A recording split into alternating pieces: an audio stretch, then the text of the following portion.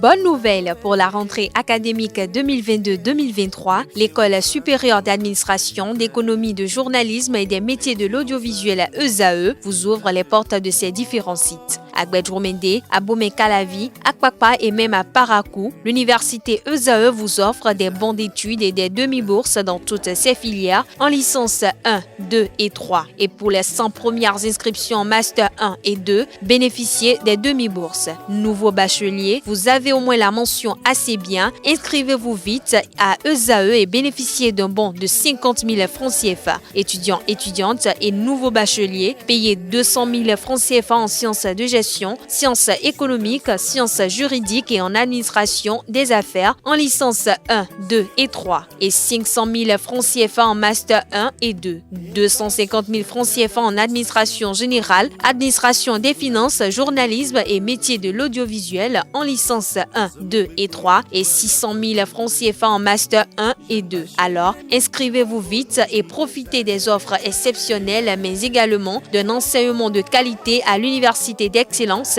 ESAE. Infoline 90 93 65 21 ou le 98 98 14 00.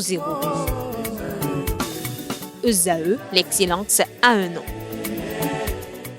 Amis sportifs, bonjour. Les Guépards juniors du Bénin séjournent à Abidjan depuis hier. Ils sont arrivés à 2 jours de leur entrée en lice à la Coupe des Nations UFOAB U20 2023. À leur descente à l'aéroport international Félix Houphouët-Boigny, ils ont été accueillis par le comité local d'organisation.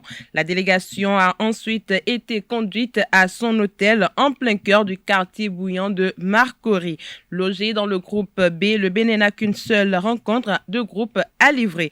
Les Guépards U20 affronteront les jeunes éperviers du Togo le 14 juillet prochain. C'est l'ultime match de ce groupe à 3 réduit à 2 équipes après le forfait du Nigeria.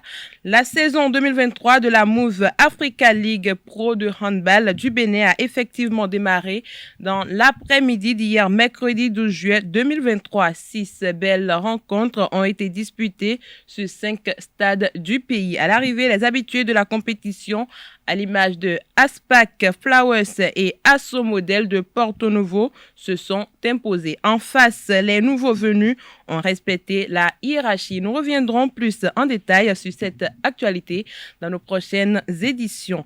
Le Bénin a accueilli hier mercredi au stade Général Mathieu Kérékou de Cotonou la rencontre entre le Mali et le Burkina comme temps pour le deuxième tour des éliminatoires du tournoi olympique de football féminin. Au terme de la rencontre, le Mali a pris une bonne option en s'imposant 1-0 face au Burkina Faso. L'unique but de la partie est marqué par Aguesha Diarra dès la 3e minute de jeu. Les Burkinabés tenteront de se racheter lors du match retour prévu le 18 juillet à Bamako.